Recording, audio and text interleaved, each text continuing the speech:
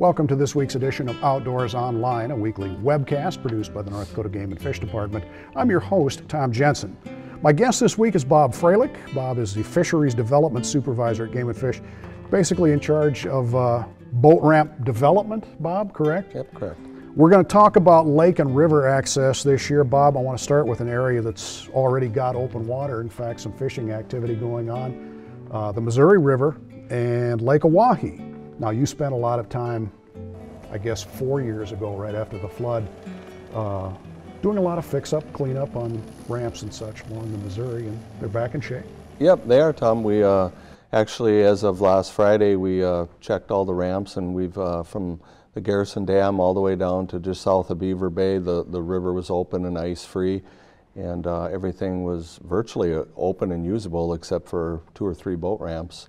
And that's you know, far cry from where we were 2 or 3 years ago after the flood there. Caused a lot of damage, destroyed, and we spent a lot of time and money getting things back up and running again. But we're in really good shape right now. And that was a year that there wasn't a lot of access along the Missouri River because of the flooding and stuff. Do we ever plan on, and access is excellent along the river right now, do we plan on adding any ramps in the near future? No, we really don't, I guess. You know, over the years, we've strategically, you know, located ramps and sited them, you know, at proper distances, I guess. People nowadays have larger boats, bigger engines and stuff, so they're able to run from one to the other. I guess if there was one spot that we might entertain if it ever came up would be on the Mandan side, possibly in the Bismarck-Mandan area. We don't have a boat ramp really on the Mandan side, a public boat ramp. There's some private ones over there, but it's just tough because it's a lot of privately owned land, and then you have to have a suitable site with, you know, depth and slope too. But that would be the one area, if it ever opened up, I guess, that we'd look at. Yeah, you mentioned depth and slope. It takes a lot to either move a ramp like we did at the desert or build a new one. It does, yeah. A lot of people probably don't realize, but there's a lot more that goes into, you know, constructing a ramp than just simply picking a spot, going out and doing it. A lot of those places, it's a 3-4 year endeavor, you know, and you got to get the proper easements if it's not in public ownership. There's a lot of permitting that goes on with that. There's some federal aid stuff, the funding of the project, getting a local cooperator. And so there's a lot of paperwork and time and energy that goes into developing a site from start to finish. Same with those fish cleaning stations that are popping up at jeepers, nearly every ramp along the river. Yeah, that was one of our deals when we implemented that new ANS rules and regulations as far as not being able to transport water and stuff like that. We wanted to be able to allow fishermen, you know, the opportunity to clean their fish right at the site. The problem with fish cleaning stations is they're really expensive to build and they're really expensive to maintain. And so finding an entity that's committed to coming up with the local 25% match right at the beginning, and then also, you know, maintain that facility and station for the next 20-30 years is quite a challenge. It won't be long we have open water on some of the inland lakes across the state and things like that. It wasn't that long ago we were managing 150 to 200 lakes. Now we've got over 400. Yep. A lot of them are small lakes and things, and your crews are working on trying to provide access on a lot of these smaller lakes. Yeah, we're up to 425 lakes right now across the state, which is, you know, almost 3 times as many as we had, you know, 10, 15 years ago. And with that, you know, there's a huge demand for access to those lakes. Typically, what I see is that it seems to be kind of species dependent. You know, if it's a pike perch fishery, you know, anglers seem kind of content to, you know, getting on during the winter months, and of course with the mild winters we've had the last 2 years. When access is easy. Yeah, they can get on and off pretty good.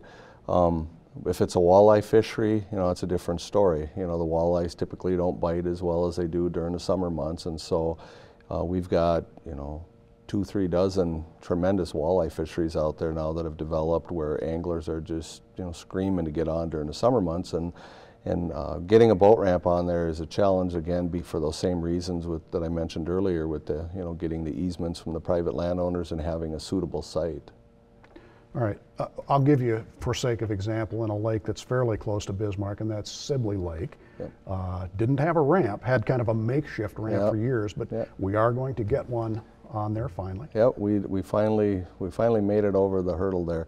That lake, we've had probably more phone calls and demand for a public boat ramp on that lake than all the other lakes in the state combined for the last 3-4 years. It is close to a metropolitan area is why, I would assume. Yeah, it's only 60 miles from Bismarck, and the fishing was phenomenal. You know, there was, you know, limits, 20-minute, 30-minute limits out there.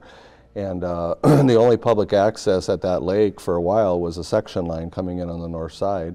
And then the landowners around the lake were developing it, and there were some cabins going up and stuff. And so everybody was a little reluctant to give us a public easement. They didn't really want, you know, to share it, or, you know, didn't want the activity out there. We finally, late last fall, you know, were able to secure an easement with a landowner right adjacent to that section line on the north side, a 50-year easement.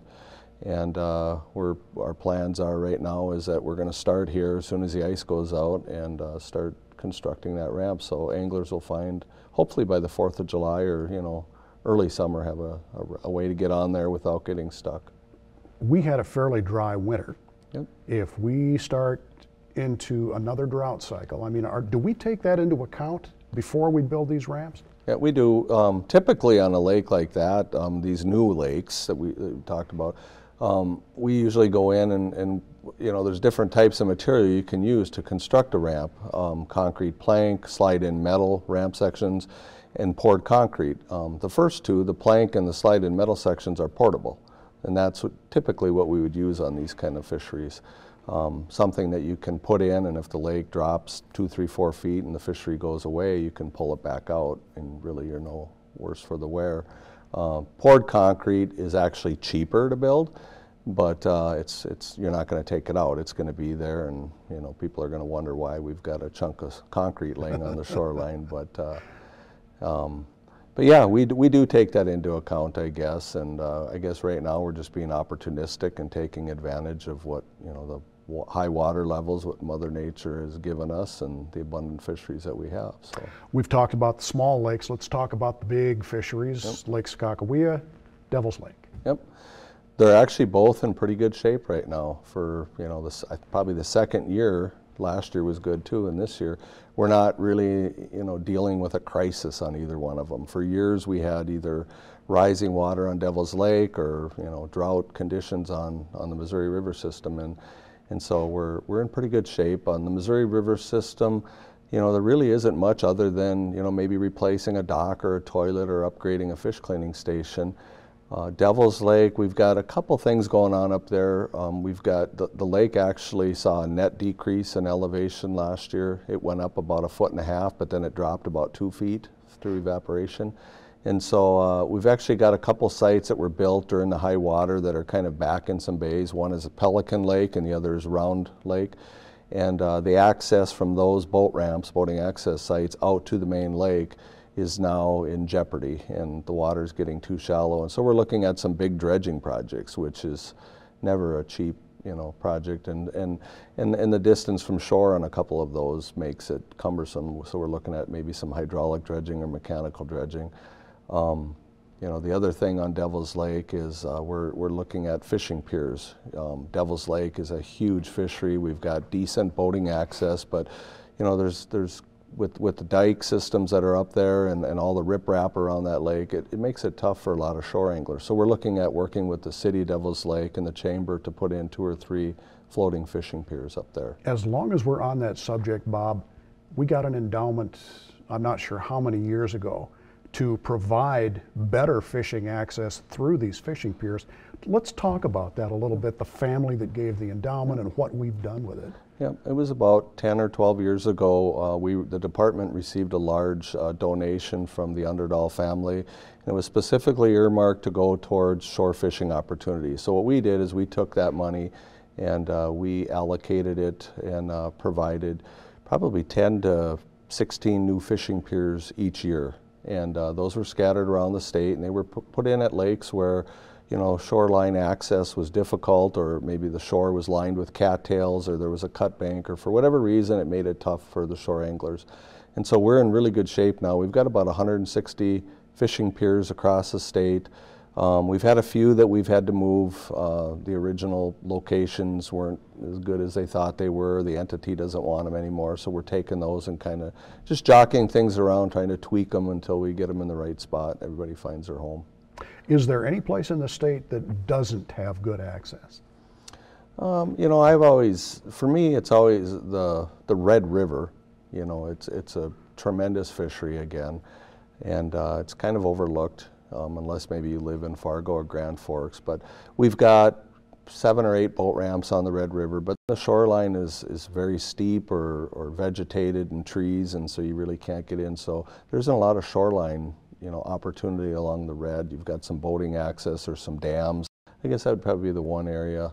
And then again, the small lakes that we talked about, those walleye fisheries that are out there that are inaccessible during the summer months. And that's coming along. Yep, we're making progress on that. All right, thanks, Bob. Yep, thanks, Tom. For a complete list of fishable lakes in North Dakota and a list of boat ramps, plus stocking reports and lots of other useful information, check out the March-April edition of North Dakota Outdoors magazine. It has directions to a lake you might want to check out, whether or not the lake has public access, and also what species exist in the lake. The information is also available on the Game and Fish website, along with topographical maps of your favorite lake. The website address is gf.nd.gov. For Bob Frohlich and the rest of the staff here at North Dakota Game and Fish, thanks for joining us for Outdoors Online. We'll see you again next week.